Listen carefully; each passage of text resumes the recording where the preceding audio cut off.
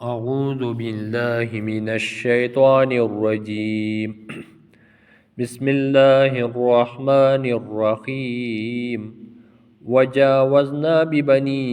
إسرائيل البحر فأتبعهم فرعون وجنوده بغيا وعدوا. صدق اللہ العظیم. سورۃ یونس کی 90 نمبر آیت مبارک 11 نمبر پارہ ہے. وجاوزنا اور پار کر دیا ہم نے بنی اسرائیل بنی اسرائیل کو البحر سمندر، فاتبعہم پھر پیچھا کیا ان کا فرعون نے، وجنودہ اور اس کے لشکر نے، بغیاً سرکشی، وغدواً اور زیادتی سے، حتیٰ یہاں تک کہ اذا جب ادرکہ الغرق پا لیا اسے غرق ہونے نے، قالا وہ بولا، آمنتو میں ایمان لے آیا، انہو کہ بے شک وہ، لا الہ نہیں کوئی الہ، الا الذی مگر وہی جو، آمنت بہی ایمان لائے جس پر، بنو اسرائیل، وانا من المسلمین اور میں مسلمان میں سے ہوں. اس آیت مبارک میں اللہ جل شانہ فرعون اور موسیٰ علیہ السلام کے ساتھ جو معاملہ پیش آیا وہ مشہور واقعہ بیان فرما رہے ہیں، جو کہ تقریباً تمام مسلمانوں کو معلوم ہے کہ اللہ جل شانہ نے موسیٰ علیہ السلام کو دریا میں راستہ دیا. موسیٰ علیہ السلام اس راستوں کے ذریعے دریا پار کر گئے، اور جب فرعون اسی راستے سے چلنے لگا تو اللہ نے دریا کو حکم دیا اور فرعون کو اس میں غرق کر دیا. تو اللہ فرما رہے ہیں کہ میں نے موسیٰ کو، بنی اسرائیل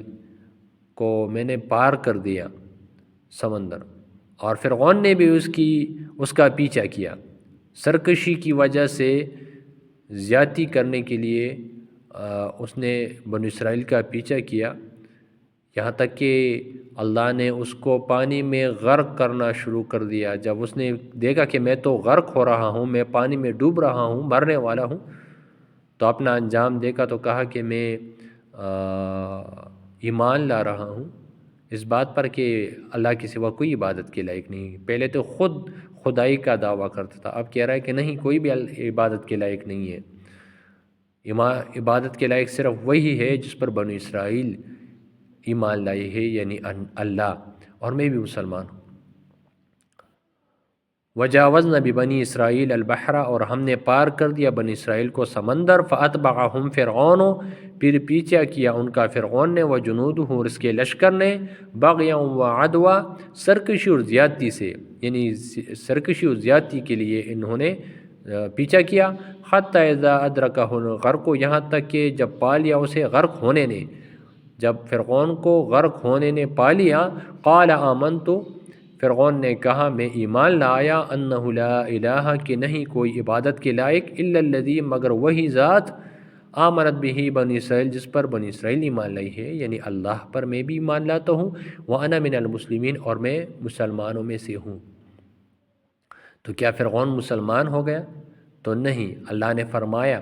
الآن کیا اب، وقد عصیت حالانکہ تحقیق نافرمانی کی تو نے، قبل اس سے پہلے، وکنت من المفسدین اور تو تھا فساد کرنے والوں میں سے. تو جب موت کے فرشتے سامنے آ جائے تو تب اللہ کے نزدیک وہ ایمان معتبر نہیں. یہی ایک حدیث ترمذی میں بھی ذکر ہے کہ جناب نبی کریم صلی اللہ علیہ وسلم فرماتے ہیں کہ جب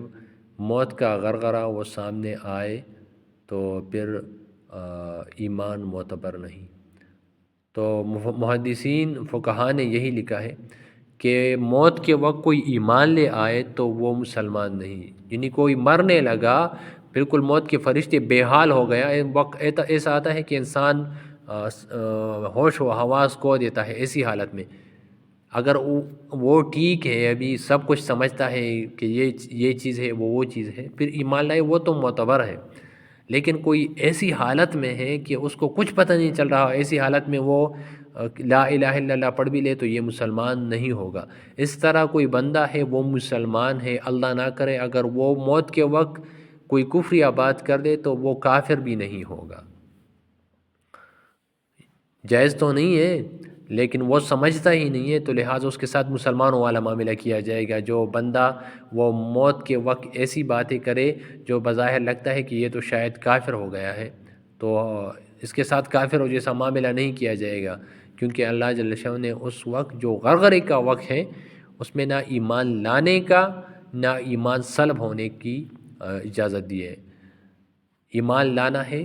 تو جب غیب کیا سب کچھ آپ پر واضح نہیں ہوا، ابھی فرشتے آپ نے نہیں دیکھے، تب تک آپ ایمان لا سکتے ہیں۔ فَالْيَوْمَ الآن ابھی ایمان لاتے ہوں، وَقَدْ عَصَيْتَ قَبْلُ، اور حالانکہ تحقیق نافرمانی کی تو نے اس سے پہلے، وَكُنْتَ مِنَ الْمُفْسِدِينَ، اور تو تا فسادیوں میں سے، لہذا تمہارا ایمان معتبر نہیں ہے، فرعون مسلمان نہیں۔ فَالْيَوْمَ نُنَجِّيكَ، تو آج ہم بچا لیں گے تجھے، بِبَدَنِكَ، تیرے بدن کے ساتھ، لِتَكُونَ، تاکہ تو ہو جائے، لمن، ان کے لیے جو خلفکا، تیرے بعد ہو، آیا ایک نشانی، وَإِنَّ كَثِيرًا، اور بے شک بہت سے، من الناس، لوگوں میں سے، عن آیاتنا، ہماری آیات سے، لغافل، البتہ غافل ہے۔ جب فرعون کو اللہ نے غرق کر دیا، موسیٰ علیہ السلام نے بنی اسرائیل کو بتایا کہ فرعون مر گیا، بنی اسرائیلی ماننے کو تیار نہیں تھے کہ وہ کیسے مر سکتا ہے، وہ تو ویسا تھا ایسا، تو اللہ نے دریا کو حکم دیا کہ فرعون کے بدن کو باہر کر دو، لہٰذا وہ باہر آ گیا، لوگوں نے اس کو مردہ دیکھ لیا تو سب نے یقین کر لیا کہ فرعون تو واقعی مر گیا ہے۔